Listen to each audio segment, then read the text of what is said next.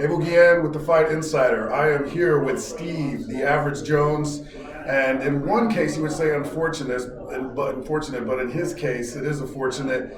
You were going to be fighting on the main card, but then now you're going to be fighting on the main event, LFA 121 at the factory in Deep Ellum, January 14th, which is a Friday, or UFC Fight Pass.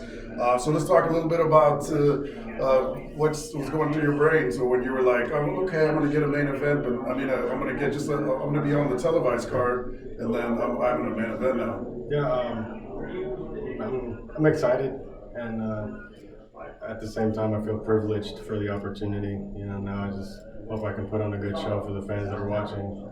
And as far as like, let's tell the fans a little bit about you. You know, what got you started in MMA? What I've always asked, what was it that kind of got that itch to say, you know what, I want to fight. Oh man, to try to summarize the story, I've only always kind of liked like contact sports and stuff like that. I've never mind being roughed up a bit. But originally when I moved here, I wanted to try to play American football. So that always caught my attention as a kid. And things didn't pan out, but it was a great experience either way. Years later, the seed was planted. Just by encounters with random people, just strangers you got by that they were like, "Hey, you look like a UFC fighter," and I'm like, "Oh, okay." So it was like a couple of those instances, and then like that kind of planted the seed, and I was living in Dallas for a few months at one point, and I started just looking for schools, and I found one, but I never, and I never ended up going or anything like that. But I was like curious, already starting to look it up, and then circumstances changed. I moved back to Longview, and I happened to meet Kevin Aguilar at just a little get together, and I overheard a conversation that that he fought and stuff, and I'm like, okay, so like I started keeping my eye on him, ran into him again. Some days later, he was. I was at a bar. He had just gotten out of the gym. He didn't do anything, obviously, because he was training. We're not gonna tell everybody on video if he did. Yeah, but honestly, he did not, because he was in fight camp he was about to fight Leonard Garcia. Leonard, yes. Yeah. So he was preparing for that. He had just left the gym, and I started talking to him. I'm like, "Yeah, dude, I want to join the team." Just like, and I'm sure his knee-jerk reaction was probably like, "Hey, hold on, boy. Yeah. We have another fighter here."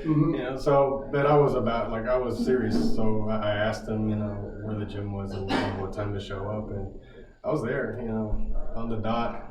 Signed up the day I got there, and never looked back. Yeah, that's it. I guarantee that's what Larry Baxton loves. So Team 515 Longview, for the people that have never been to the gym, talk a little bit about what they would like if they started to train, what they would see. I know you got Kevin Aguilar, you got Derek Krantz. Actually, happy birthday to him. I'm pretty sure today's his birthday. Yes. So yeah, just tell a little bit about the gym.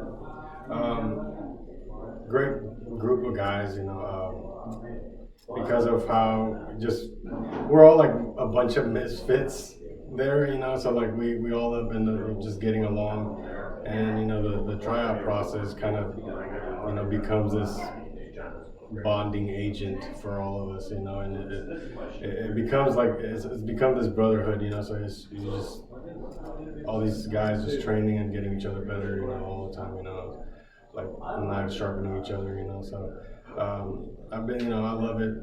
Been there since the beginning, and not since the inception of the gym, but since my start in MMA, that's where I've been, and they're my family, and my brothers, and it's just a great group of guys to be, with, and just training together to try to make us each other better, and reach our goals and dreams or whatever we want to do with it.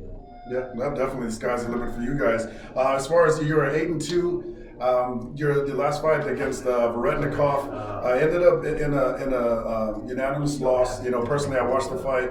I felt that there was two cards, 30, 27. I thought they were way off. There were times you landed some really big shots.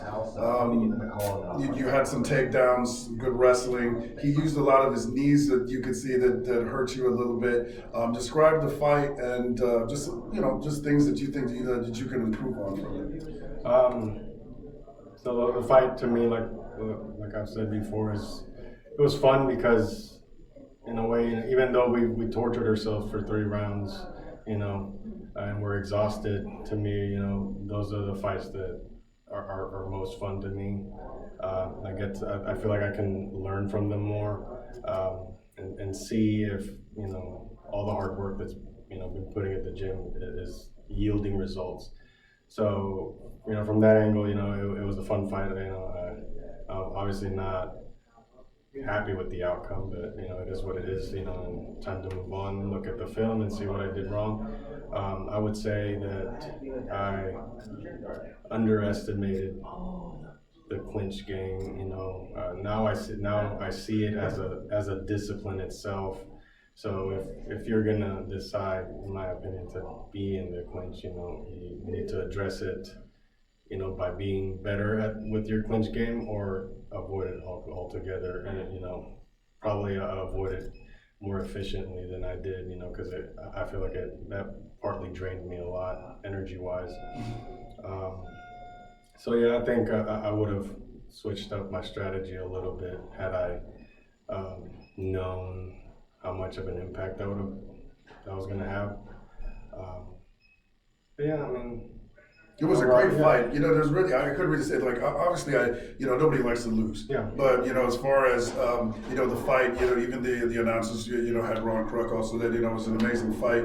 But there's a lot to build on, yeah, just about just like a learning process. I agree. Now you have Chris Brown, so if you want to talk about completely different styles, you're gonna have Reddekoff, who's very much straightforward. He's gonna be right here. Chris Brown is very much a guy that's gonna throw leg kicks, shots from different angles. Yes. So talk a little bit about what you and your team are working for or looking towards, come January 14th. So I'm familiar with Chris, as I've seen him fight before, and so I've watched film. So I have my coaches to try to see. And what you said is correct. I think his strength is that you can expect attacks from almost any angle imaginable. And so it's in that sense he's very unpredictable. So you can easily get caught with something. So that makes him dangerous. But there are things that he does that are consistent. So things we were playing off of was the constantly front kicks to the leg, to the knee, and probably does it more than his jab from all of them that I've seen, and he works off of that, and he tries to get a reaction. So we're expecting that, and trying to play off of that. And hopefully I can not react as much to his attacks, and that way I can find an opening to get close enough and do some damage. Yeah, definitely.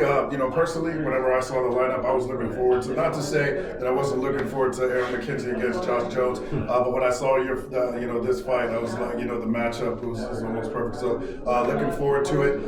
Is there anything else you want to say as far as maybe like your fans, coaches, as we finish? Oh man, There might be really? a lot, I know. Yes, it's too many to say everybody, because I don't do it,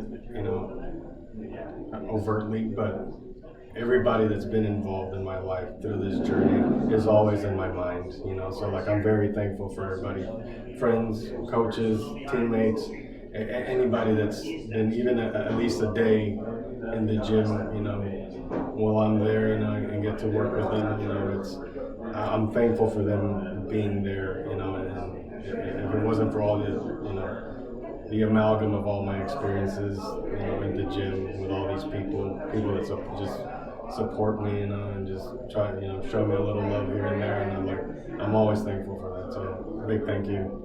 Well, I appreciate your time. The average, that's what I said. I loved, I love that nickname.